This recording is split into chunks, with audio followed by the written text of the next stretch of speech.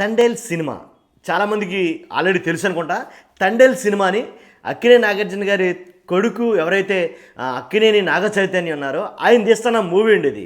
కానీ తండేల్ సినిమాలో జగన్ అని చెప్పేసి నేను ఏదైతే అన్నానో అది ఎంతవరకు వాస్తవం నిజంగా ఇది జరుగుతుందంటే కనుక బయట ఒక చర్చ ఏదో నడుస్తుంది.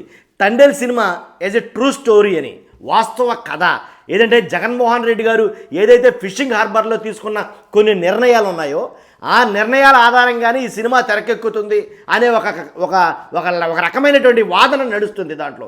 కాబట్టి నిజంగా జగన్మోహన్ రెడ్డి గారు ఏదైతే ఫిషింగ్ హార్బర్ల గురించి తీసుకున్న కొన్ని నిర్ణయాలు సంచలనాత్మక నిర్ణయాలు అనాలి అలాంటివి.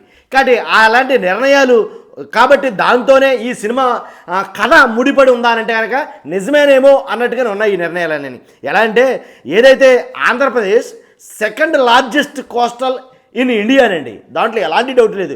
ప్రపంచంలో ఎక్కడా లేని విధంగా ఆంధ్రప్రదేశ్కి, దేశంలో ఎక్కడా లేని విధంగా ఆంధ్రప్రదేశ్కి అత్యంత పొడవైన కోస్టల్ కారిడార్ అనేది మనకు ఉంది వాస్తవానికి. కాబట్టి దాన్ని వాడుకునే విధానమే అందుబాటులో లేకపోవడం వల్ల, సరైన విధానం లేకపోవడం వల్ల చాలా ఇబ్బందులు అయితే తలెత్తుతున్నాయి. కాబట్టి దీనికి తండేల్ సినిమాకి సంబంధం ఏంటయ్యా బాబు అని అనుకోవచ్చు. ఏంటంటే తండేల్ సినిమా కథ ఏంటంటే వాస్తవానికి కొంతమంది జాలర్లు సముద్రంలో వేటకెళ్ళినప్పుడు ఏదైతే మన బార్డర్స్ ఉంటాయో ఆ బార్డర్స్ని క్రాస్ చేసి అవతలకి వెళ్తామంటారు. చాలా సందర్భాల్లో వాళ్ళు పట్టుకున్నారు. పాకిస్తాన్లో మన జాలర్లు చాలామంది ఉన్నారు. ఇవన్నీ మనం వింటానే ఉన్నాం. ఇవన్నీ ట్రూ స్టోరీసే, దాంట్లో ఎలాంటి ఒకటి లేదు. ఎందుకంటే మన బార్డర్ క్రాస్ చేసి అవతల పాకిస్తాన్ బార్డర్కి వెళ్తే కనుక వాళ్ళు పట్టేసుకుంటూ ఉంటారు. కాబట్టి ఇలాంటి సన్నివేశమే ఒక సన్నివేశం జరుగుతుంది, ఎప్పుడు జరుగుతూనే ఉంటాయి నిత్యంగా.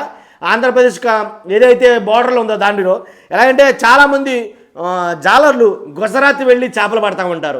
ఒకసారి పాకిస్తాన్ బార్డర్ క్రాస్ అయ్యి అవతలకి వెళ్తే వాళ్ళ పట్టుకుని వీళ్ళని చిత్రహింసలు చిత్రవదలు పెడతా ఉంటారు.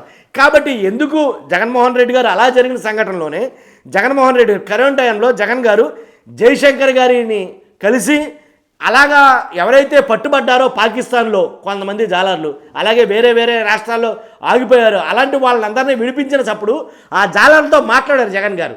ఏం మాట్లాడారంటే, ఎందుకు మీరు మనకెంత సువిశాలమైనటువంటి సముద్ర తీర ప్రాంతం ఉంది కదా, ఈ తీర ప్రాంతంలో సముద్రంలో మీరు వేటాడుకోవచ్చు కదా, ఇది కాకుండా మీరు ఎందుకని అవుట్ ఆఫ్ బార్డర్లు వెళ్ళి మరీ పడుతున్నారని అంటే కనుక కొన్ని అంత దూరాలు ఎందుకు వెళ్తున్నారని అంటే ఇక్కడ ఆంధ్రప్రదేశ్లో సువిశాలమైన తీర ప్రాంతం ఉన్నప్పటికీ వేటాడిన చేపలు పట్టుకొచ్చి నిల్వ చేసుకునే స్టోరేజ్ అయితే లేదు అని అయితే వాళ్ళు చెప్పడం జరిగిందంట.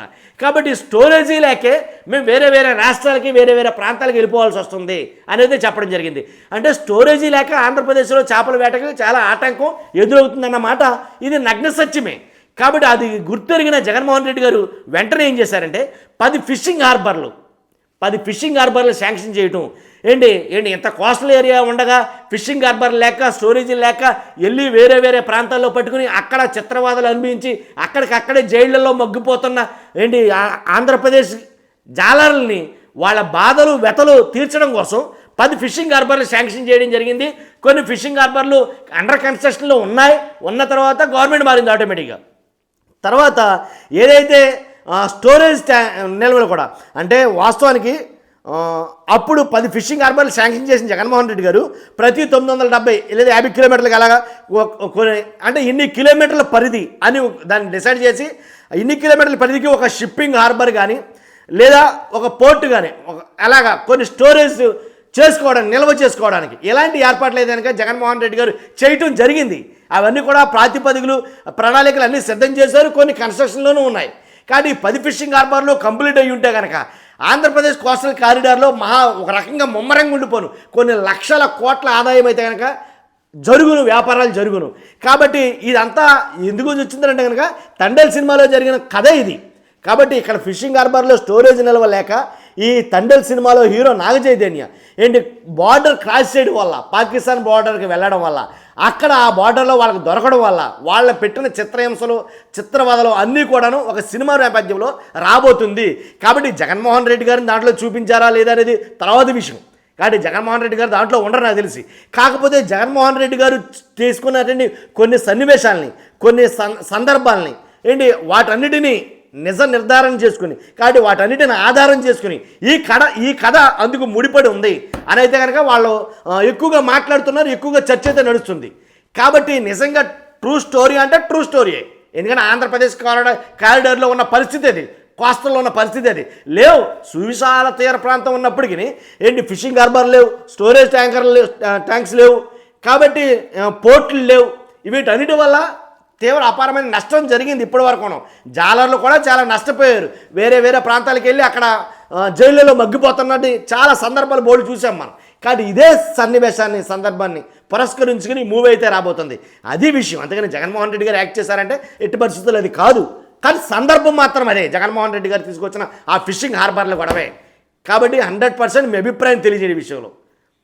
ఇంకోటి ఏంటంటే ఏపీ టూరిజం ఏది దీని మీద కోస్టల్ ఏదైతే సీ ప్రాంతం ఉందో దాని మీద చాలా ఆధారపడి ఉంది వాస్తవానికి. కాబట్టి ఏదైతే తీర ప్రాంతం ఎంతైతే ఉందో ఆ తీర ప్రాంతాన్ని అంతటిని కూడాను ఏపీ టూరిజం ప్రాంతం కింద అంటే ఆ బీచ్ల్ని అభివృద్ధి చేయడం, ఇలా చేయడం వల్ల ఆంధ్రప్రదేశ్కి ఎక్కువ ఆదాయం అయితే కనుక గడించడానికి అవకాశం ఉంది. కానీ అదేమీ లేకుండా అలా వదిలేయడం వల్ల ఇప్పటి వరకు నష్టపోయాం. అది గుర్తించిన జగన్ గారు ఈ 10 ఫిషింగ్ హార్బర్లు అనేది శాంక్షన్ చేయడం అనేది జరిగింది అనేది వాళ్ళ వాదన. అదండి విషయం. చూస్తున్న మీరు అందరూ కూడా మీ అభిప్రాయాన్ని కామెంట్ రూపంలో తెలియజేయండి. ఫస్ట్ లైక్ చేయండి, నాకు మోటివేషన్గా ఉంటుంది. ఈ ఇన్ఫర్మేషన్ ఎక్కువ మందికి పాస్ అవుతుంది. కొత్తగా మన ఛానల్ చూస్తే కనుక పక్కాగా సబ్స్క్రైబ్ చేసుకోండి. Thank you very much.